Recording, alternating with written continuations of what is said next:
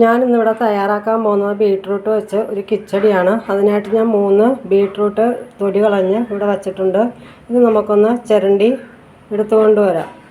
ഇത് എങ്ങനെ വേണമെങ്കിൽ നമുക്ക് കട്ട് ചെയ്ത് വേവിച്ച് മിക്സിയുടെ ജാറിലിട്ട് വേണമെങ്കിൽ അടിച്ചെടുക്കാം. അങ്ങനെയാണെങ്കിലും ഏത് രീതിയിൽ വേണമെങ്കിലും നമുക്ക് എടുക്കാവുന്നതാണിത്. ഞാനിപ്പോൾ ചിരണ്ടിയാണ് എടുക്കാൻ പോകുന്നത്. അത് നമുക്ക് ചിരണ്ടി എടുത്തിട്ട് വരാം കേട്ടോ. ഞാനിതിവിടെ ചീകി വെച്ചിട്ടുണ്ട്.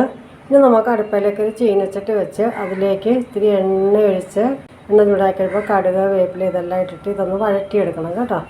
ഇതിലേക്ക് ഞാൻ 1 സ്പൂണോളം എണ്ണ ഒഴിച്ചിട്ടുണ്ട് കേട്ടോ. എണ്ണ ചൂടാക്കി നമുക്കിതിലേക്ക് കടുക് ഇട്ട് കൊടുക്കാം. ഇത്തിരി വേപ്പില ഇട്ട് കൊടുക്കാം. ഇതിലേക്ക് നമുക്ക് ബീട്രൂട്ട് കൂടി ഇട്ട് കൊടുക്കാം. നല്ലോണം ഒന്ന് ഇളക്കി കൊടുക്കാം. ഒരു 2 മിനിറ്റ് അടച്ച് വെച്ച് വേവിക്കാം കേട്ടോ.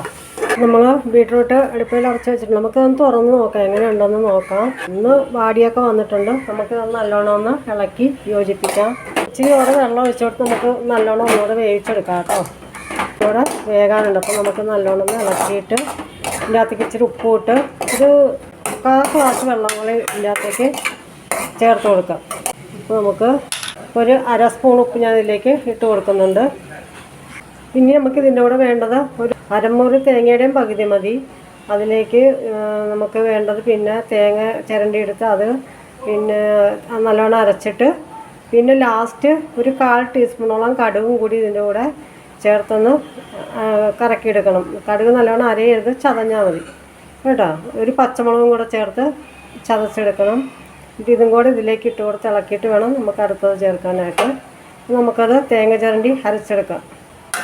ഞാൻ ഇത്രയും തേങ്ങ ചിരണ്ടിയുടെ വെച്ചിട്ടുണ്ട്. നമുക്കിത് മിക്സിയുടെ ജാറിലേക്ക് ഇട്ട് കൊടുത്ത് നല്ലോണം ഒന്ന് അരച്ചെടുക്കാം. നമുക്കിതിലേക്ക് ഒരു 1/4 ടീസ്പൂണോളം കടുക് ഇട്ട് കൊടുക്കണം. പിന്നെ 2 പച്ചമുളക് ഇതും കൂടെ ഇട്ടൊന്ന് അരയ്ക്കണ്ട, ഒന്ന് ചതച്ചാൽ മതി. നമുക്കൊന്ന് തുറന്ന് നോക്കാം. തുറന്ന് നോക്കി നല്ലോണം ഇളക്കി യോജിപ്പിക്കാം. ഇതൊന്ന് അരച്ചെടുക്കണതാണ് നല്ലത്. അരച്ചെടുക്കുമ്പോൾ നല്ലോണം ഒന്ന് യോജിച്ചതിലേക്ക് നമുക്ക് തേങ്ങ അരച്ചത് ഇട്ട് കൊടുക്കണം. തേങ്ങ, കടുക്, പച്ചമുളക് ഇങ്ങോട്ട് അരച്ചത് നമുക്ക് ഇതിലേക്ക് ഇട്ട് കൊടുക്കണം. എല്ലാം കൂടെ നല്ലോണം ഇളക്കി യോജിപ്പിക്കണം.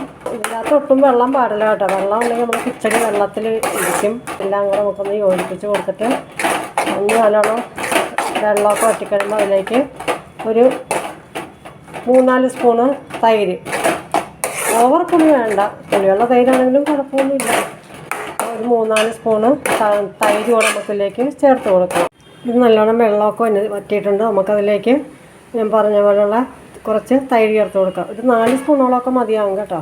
ഞാനത് ഒഴിച്ച് കൊടുത്തിട്ടുണ്ട്. ഇനി നമുക്കെല്ലാം കൂടി ഒന്ന് നല്ലോണം യോജിപ്പിച്ചെടുക്കാം.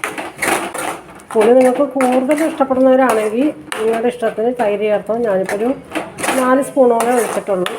അപ്പോൾ തൈര് ചേർത്തിട്ട് നമുക്ക് ഇതെല്ലാം കൂടെ ഒന്ന് യോജിപ്പിച്ചെടുത്തിട്ടുണ്ടെങ്കിൽ നമ്മുടെ ഇത് ചെടി റെഡിയായി. അപ്പോൾ ഇനി നമ്മളിനൊന്നും ചെയ്യേണ്ട. നിങ്ങൾക്ക് വേണമെന്നുണ്ടെങ്കിൽ മാത്രം ഇതിപ്പോൾ എണ്ണയൊക്കെ കുറവ് ഉപയോഗിക്കുന്നവർക്ക് വേണ്ടിയിട്ടുള്ള കിച്ചടിയാണ് ഞാൻ തയ്യാറാക്കിയിട്ട്. എണ്ണയൊക്കെ ഉപയോഗിക്കുന്നവർക്കാണെങ്കിൽ ഒന്നുകൂടെ കടുക് വറുത്ത് ഇതിൻ്റെ അകത്ത് ചേർക്കാം. വേപ്പിലയും കടുകും എണ്ണയൊക്കെ ഒഴിച്ച് കടുക് വറുത്തിട്ട് ഇതിൻ്റെ അകത്തേക്ക് ഒന്നുകൂടെ ചേർക്കാം. ഇതുപോലൊരു കിച്ചടിയാണ് ഞാൻ തയ്യാറാക്കിയിരിക്കുന്നത്. നിങ്ങൾക്ക് ഇഷ്ടപ്പെടുകയാണെങ്കിൽ നിങ്ങളും ഇതുപോലെ ഒന്ന് ട്രൈ ചെയ്ത് നോക്കുക. എന്നിട്ട് കമൻറ്റ് ബോക്സിൽ അതിൻ്റെ അഭിപ്രായം പറയുക. ഷെയറും ചെയ്യണം, ഒന്ന് സബ്സ്ക്രൈബ് കൂടി ചെയ്തേക്കണം, ഒന്ന് ലൈക്കും ഒക്കെ ചെയ്ത് പോകും എല്ലാവരും. അപ്പം നമ്മുടെ കിച്ചടി ഇവിടെ റെഡിയായി കഴിഞ്ഞു. അപ്പം അടുത്ത വീഡിയോ ആയിട്ട് നമുക്ക് വീണ്ടും കാണാം. Okay, bye bye.